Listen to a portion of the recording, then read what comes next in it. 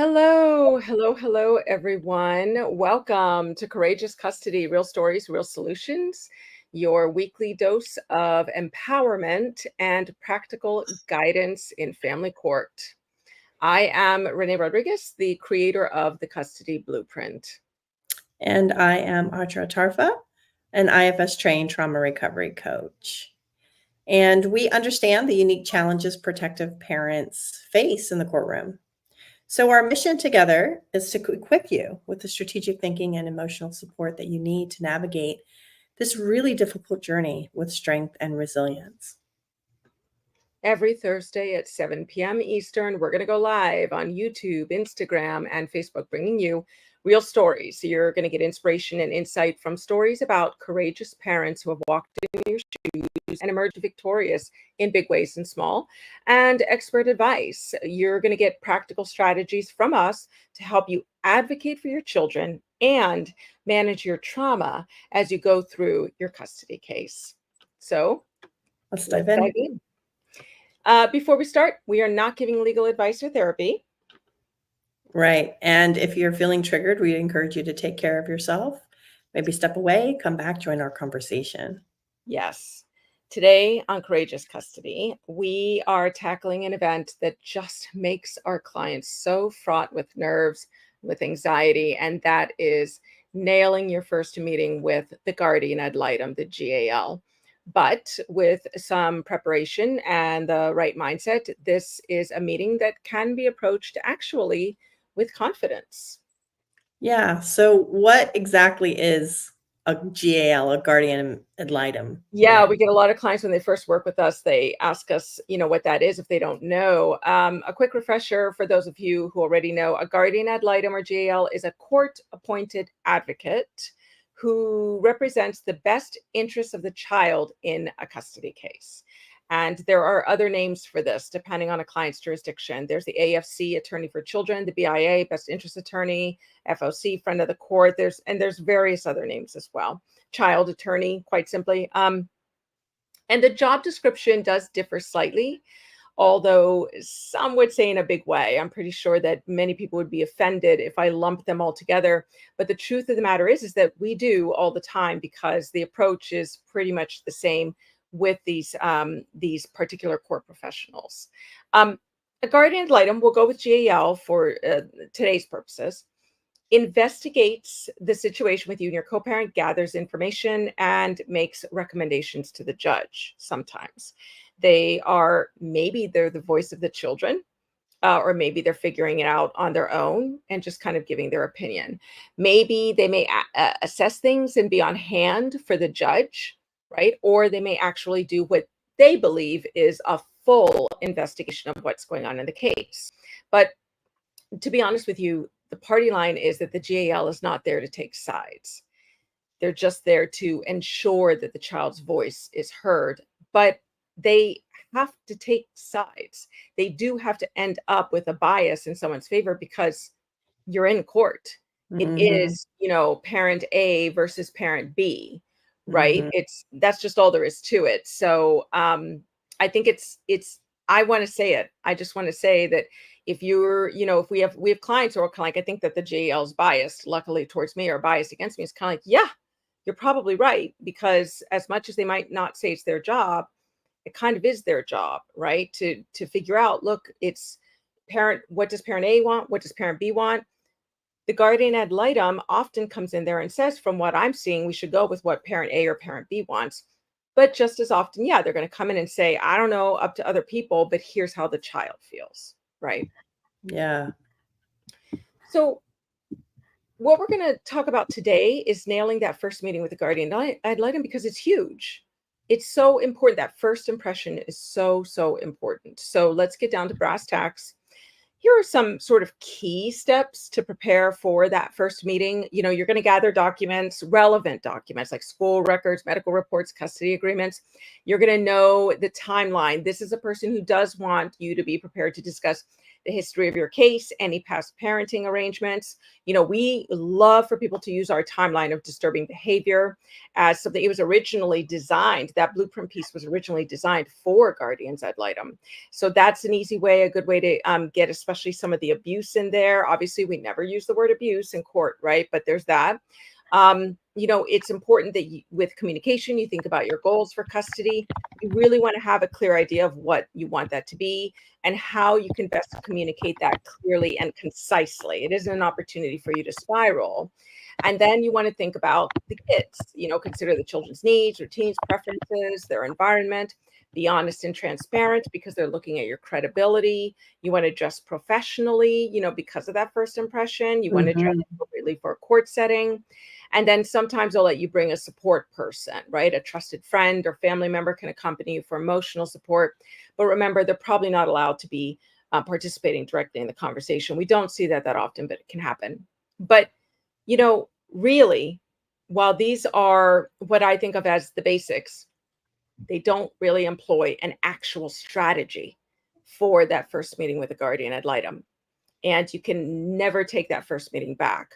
So you do want to go in not with just this list of things that you want to have planned out and do, but I believe, and what we are most successful with, is that the strategy for this first meeting, if we're to zoom out, is child first. You're the primary caregiver. You're not going to mudsling your co-parent. And this is very hard. I have had clients say that their lawyer themselves have said, make sure that, they understand what's going on the other side. I am not a big fan of that. I'm really not. I see that it backfires quite quickly. All of these court professionals really are tired of the whole, it's not just he said, she said, it's him against her. So I'm always a fan of being the problem solver. And with the guardian ad litem, help them get to know your children, be child first, talk about, I think the best way for you to describe yourself as the primary caregiver, instead of saying, I'm the primary caregiver, with the guardian ad litem, the tip that I give clients the most is talk about the children in a way that shows you know them and that shows they have a routine. That defines you as the primary caregiver without you saying, I'm the primary caregiver, I'm primary caregiver. So we think it's important that you're talking about them in terms of here's an idea of that. When Sally wakes up in the morning, she's great about, she really doesn't want breakfast right away. She likes to, play with her plushies a little. Then she's ready for breakfast. And then, I get her out the door and that type of thing. When I pick her up from school, she really, really likes to just connect and snuggle for about 30 or 40 minutes. And then we might work on homework. We get a chance to play with friends. We'll make dinner together. She'll set the table. We'll have dinner. And then afterwards, we'll just read together and that type of thing before she gets her shower or her bath and gets to bed. And we like to do a little bit of meditation before bedtime. And then on the weekends, what we really like to do is she loves having the play dates that I'll set up for her. We try to have 1 or 2 a weekend, which gives her about 2 to 4 hours socially. But then the whole rest of the weekend, we might be going to, I might take her to a museum. I might take her to, she might want to go to the fair. And look how I've just described myself as a primary caregiver without ever saying it. And so that's Yeah. child first. So I would invite everyone who's listening to practice that. Record yourself and catch yourself saying, I always do this and I always do that. Don't be so eager to do that because you don't want to go into this first meeting with a guardian ad litem anyway, proving who you are. What you really want to do is you want to go in and you want to talk about your kid. And the way that you talk about your kid not only describes your kid and what they like and all of that, it's also describing that you're the primary caregiver and you've hardly ever mentioned yourself other than I'll take her this, I'll do that, versus the whole, and I'm the one who, don't worry about that with the guardian ad litem right off the bat, right? So Yeah. It's getting like saying, show me how yeah, to depends. show me how to, it's basically that show me you're the primary caregiver without saying you're the primary caregiver, Yes, right? It yes. And indirectly already just sort of tags that. Why is it important to say primary caregiver versus I'm the primary parent? Can you talk a little bit about the language difference there? um, I think I sort of hear them interchangeably, and I'm a bigger fan of primary caregiver. Yeah, me Um, too. Yeah, I think it's you're basically talking about yourself as like, I'm not the better parent. I'm not the, I mean, protective Mhm. parents generally are the better parent. We know that. But when you're in court, when you're talking to these court professionals, then really what you're doing is you want to describe yourself as a primary caregiver. It's about caring for the children. It's about the children. And then when we're working with clients, as you know, sometimes we don't like to just blanket give this to clients because it can be misused. It can be received not in the right way. We will find the right moments. We will find the right situations where we even have the parent call themselves the primary attachment figure, which, as you know, is a different thing. It can be a different, they're separate things that, Mhm. many times the primary caregiver is the primary attachment figure, sure, but they are actually two separate things. It's just that one parent is probably both of those things.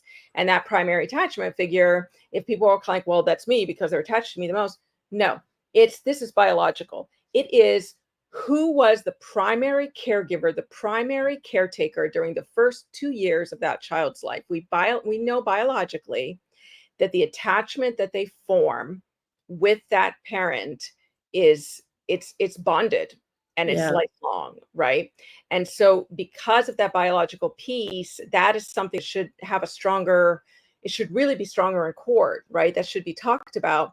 But the problem is, because people talk about it in terms of just attachment, they're attached to me, they're bonded to me, it's often misused. And what we really honestly mean is the psychological, biological first 2 years of the life, almost like a duckling being imprinted on the Mhm. first person they see in a way. That's what we mean by primary attachment figure. Otherwise, we mean primary caregiver, and we don't want to get the two mixed up because there's a powerful difference in the reason that we're using that, right? Yeah, I love that you bring that up. Um, can I talk a little bit about some mindset strategies through an internal family systems Oh my learning gosh. report? Yes, please. Goodness, we need that. Yeah.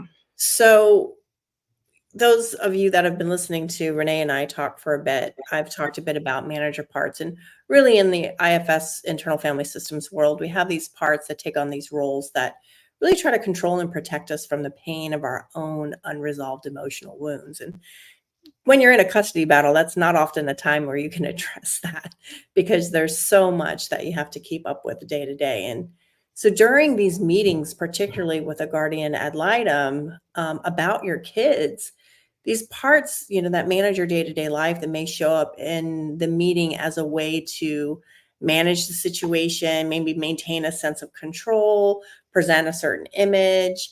And in that, which is great, we want you to do all those things. We're really grateful for these managers. But sometimes some of these managers can really be overly prepared. They can maybe try to put too strong of a, like Renee was saying, I'm this, I'm that, or maybe even being defensive during the meeting with a guardian ad litem. When Renee was just Yeah.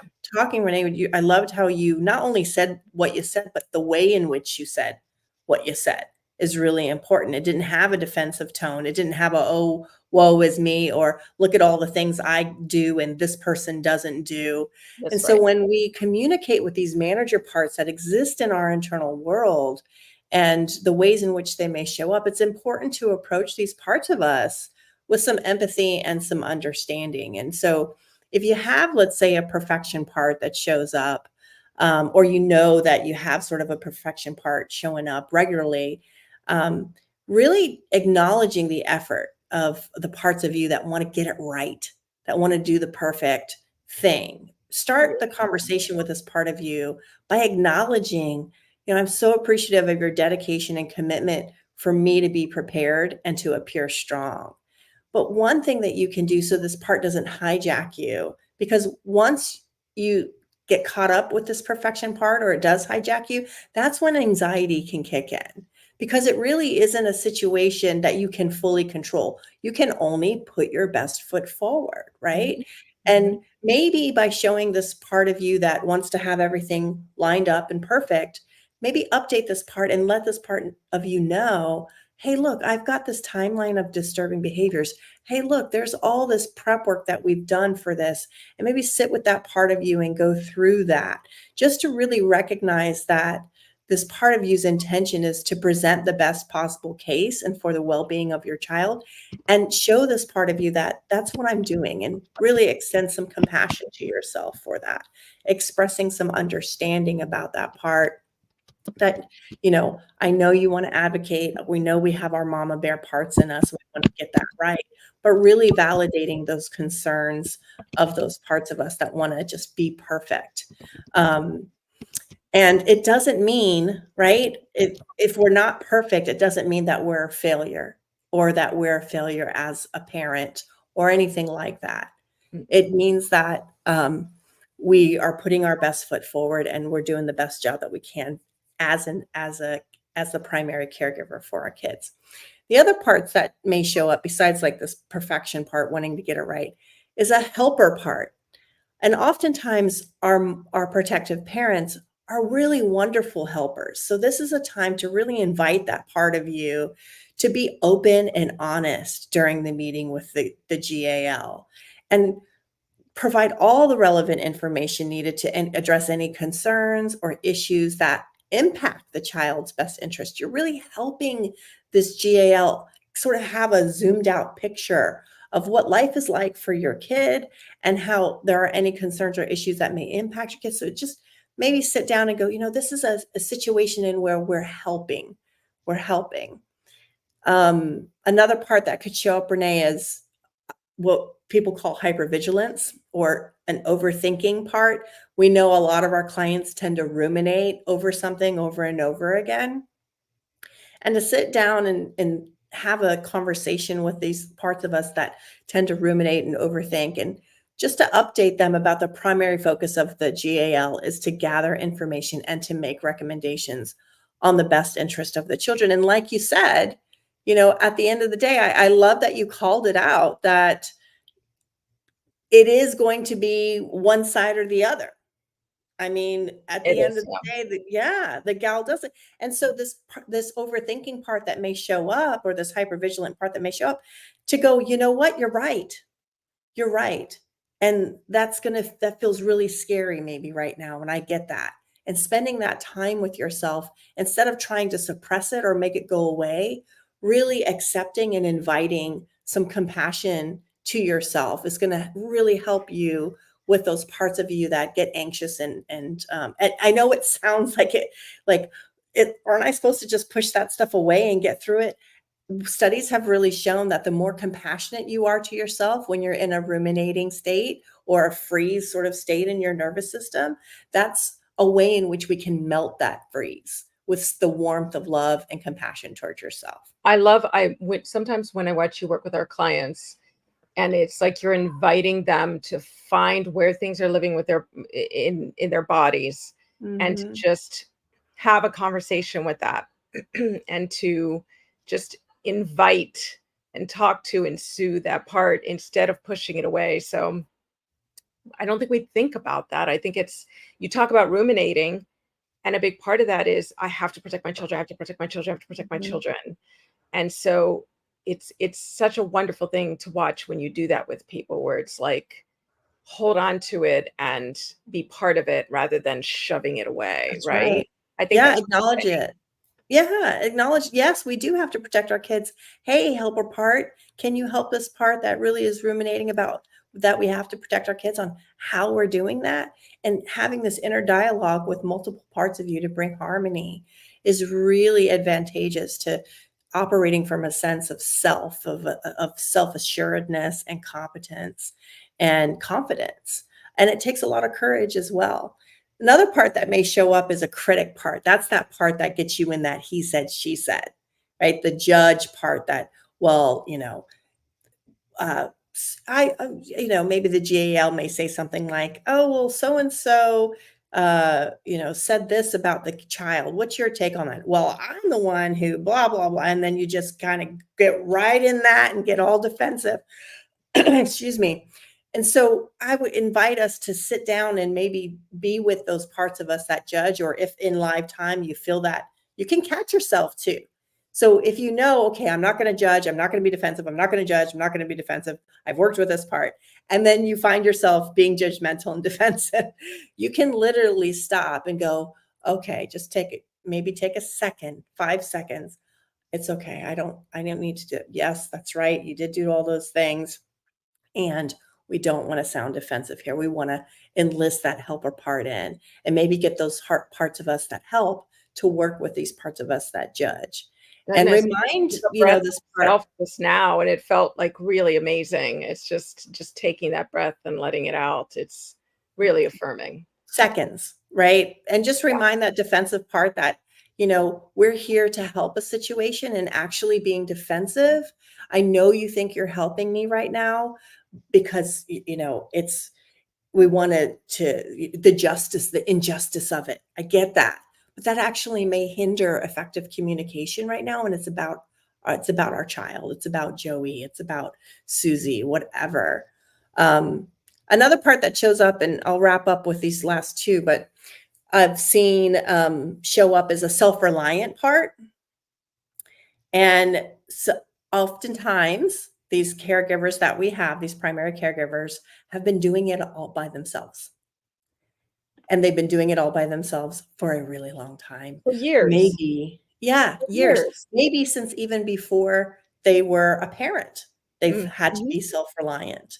And so that can show up. And self-reliance keeps us in isolation, right? It keeps us from connection.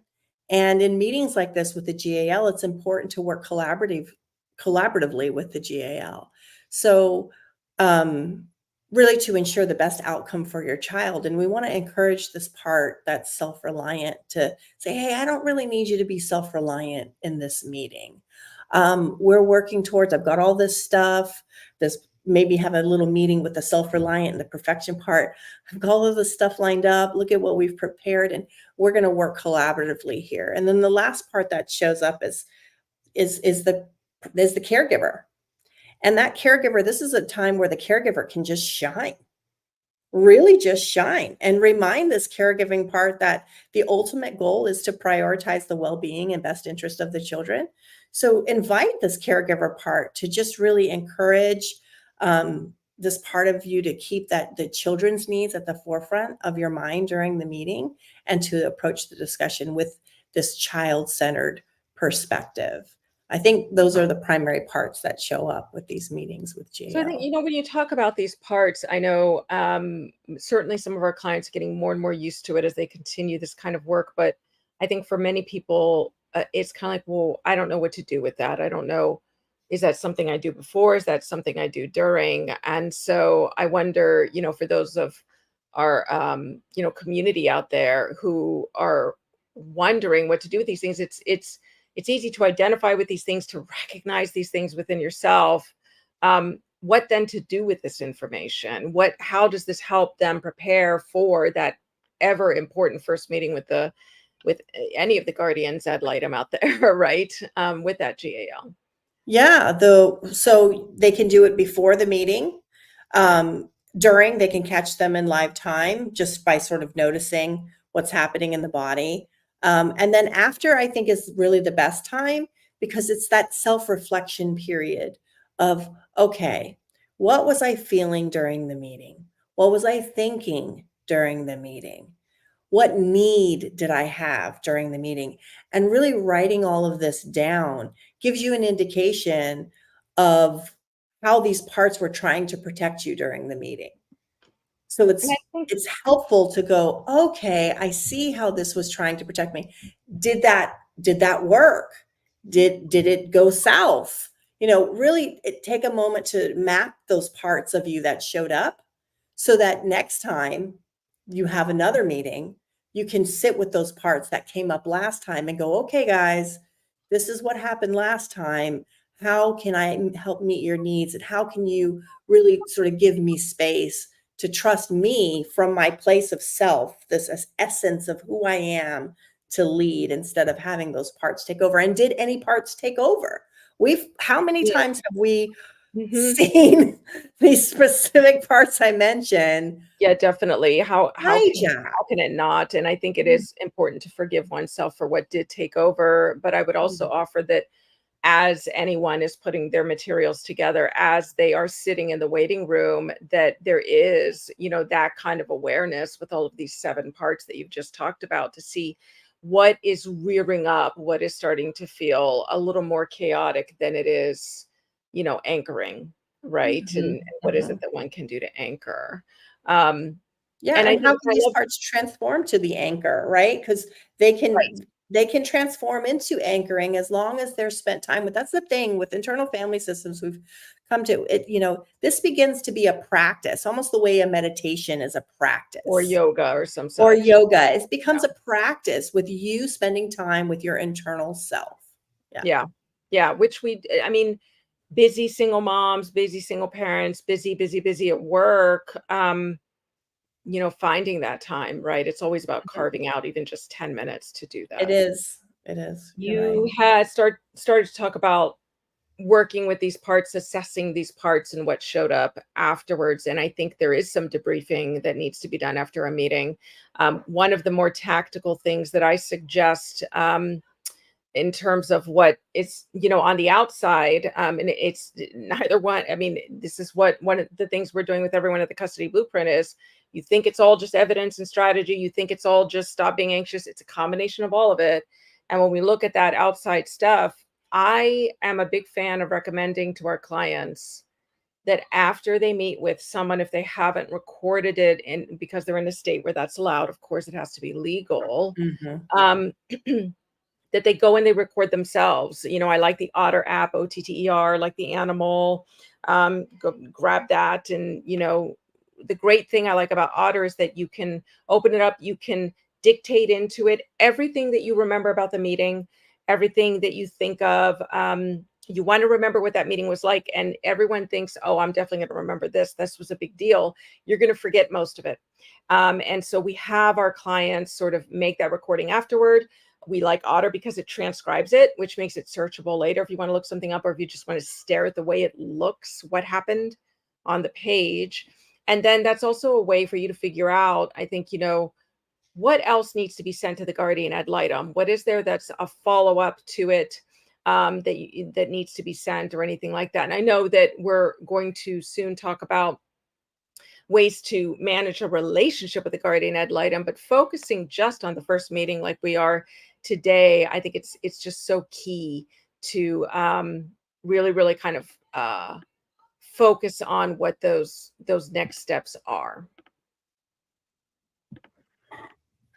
Yeah. So, do you want to go ahead and are there any questions that have come in Yeah, or? it looks like it. So, we talk so much about, let's talk about the children. Let's talk about, try to find a way to talk about show that you are the primary caregiver rather than, blanket stating it.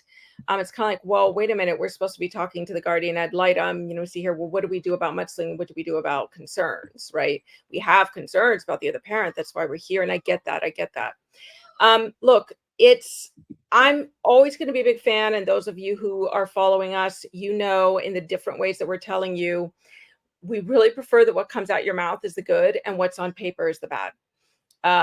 That being said, there's a fine art here and there's finessing, and that's the kind of work we're trying to do here with you, which is to say, when you bring in those concerns, they should be the last thing that you bring up. And I like to say, make them pull teeth in order to get it out of you, right? And then obviously and to be fair, when we do work with evaluations, we do things a little bit different. We're prepping people for evals, but with the guardian ad litem, present to, that guardian ad litem what's going on. Let the guardian ad litem pull out of you, but there must be concerns. But aren't you? And I want to, when I answering this question, I want to say this because this happens a lot with clients. Kind of like, well, they ask it in a way where it's like, the way that it was asked of me made me feel like I made a mistake by not bringing it Mhm. up. Remember to, ground yourself, because we want them to be asking questions. You are successful if they're kind of like, wait a minute, you're here for a reason. And if they sound annoyed, you're learning something about that professional, not about any mistakes you've made.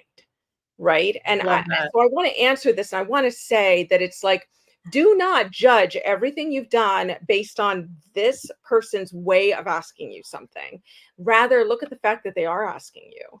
because it's kind of like, okay, so they have an interest in learning this. And when you are, I would definitely want to say this. Thank you for asking this question. I want to say that when they do ask you questions and you're starting to talk about, yes, here are the concerns, do not spiral, meaning have your list of concerns, have your timeline of disturbing behavior ready to say, you know what, I have this for you. I think this will outline it better than me speaking about it, because it's so hard, the stuff that we went through, that, I think it was easier for me to get it on paper. Have a reason that you have it on paper, right? And just say, I hope this is clear for you. I'm open to answering more questions about any of this. But don't start saying, well, let me tell you. And then it's kind of like, well, there's something about him, punching a hole in the wall. That is not an opportunity for you to spend the next 12 minutes telling the story of how that happened. That is an opportunity for you to say, yeah, it was after dinner. He was mad that the kids wouldn't go to bed and he punched a hole in the wall. I can certainly give you more details, but that's really what it boils down to. Start there. Make them pull more details out of you. Thank you for asking that question. I hope that that's a good start. Obviously, there's more to it, but I hope that's helpful. And that's Okay. a perfect, Yeah, I was just going to say, that's a perfect place where that judgment part or that critic part yes, can hijack. When there's an opening, yes, there's my time to sling that right. mud, and They want to hear it. Let me tell all. And it's kind of like, absolutely. oh, You they don't are want to do that. waiting to judge you. So just be strategic, be strategic, be strategic. And also, just like we say about a lot of them, if they sound sympathetic and like they get it and they've been through the same thing, that is not it. Here's what it is. It's an invitation for you to spiral. Don't spiral. You still have to treat them like they're the guardian ad litem. You just got to be strategic about it. Don't be fooled. Don't be fooled. Don't be fooled. It's so easy for parts of us that want to connect and somebody to listen, to go, oh, here's Oh, that person that they get it. my friend, they get it. They see And who he is. They understand. yeah, And it's like, maybe, but from our experience, I'll say from my experience, from what I see, most of the time that is not actually the case. It can be, but most of the time it's not. And I'm always going to be more conservative, meaning I'm always going to play it as safe as possible and be as strategic as possible. I'm a strategist. That's just the way I'm going to go. And so that's what I'm going to recommend. And I don't mean no disrespect to those great guardians ad litem out there who are DV trained, but even those great guardians ad litem will admit that the vast majority of people in the court system are not DV trained. So prepare yeah. yourself for that. Okay, well, I All right. think that is all for this week's episode of Courageous Custody. Before we go, thank you so much, everyone, for joining us, whether live or I know a lot of you see us on replay. We are always so grateful to have helped in any way we may have. Yeah, so we have some great takeaways for this week. First takeaway, be prepared, be honest, be respectful. Second, focus on the best interest of your children. And third, this is just the first step in the process. This is just the first step. So next week, join us again at 7 p.m. Eastern here. Like or follow or bookmark us so that you can get the notifications and not miss anything. Hit that bell at the top if you're following us on Instagram, because what we're talking about might catch you just when you need it. Yeah, and do not forget to check the comments to get a free copy of the court appearance prep list. And you can go to thecustodyblueprint.com to learn about the different ways to get help in your case. Absolutely. And leave your own comments about your experience with these topics and any topics you'd like to see Renee and I discuss in the future. Wherever you are listening, remember you are not alone. Find me at acharatarfa.com. I'd love to sit with you and maybe map some of those parts that are showing up with you. Until next week, stay strong, stay informed, and keep fighting for what matters most. Bye, everyone. Bye, everybody.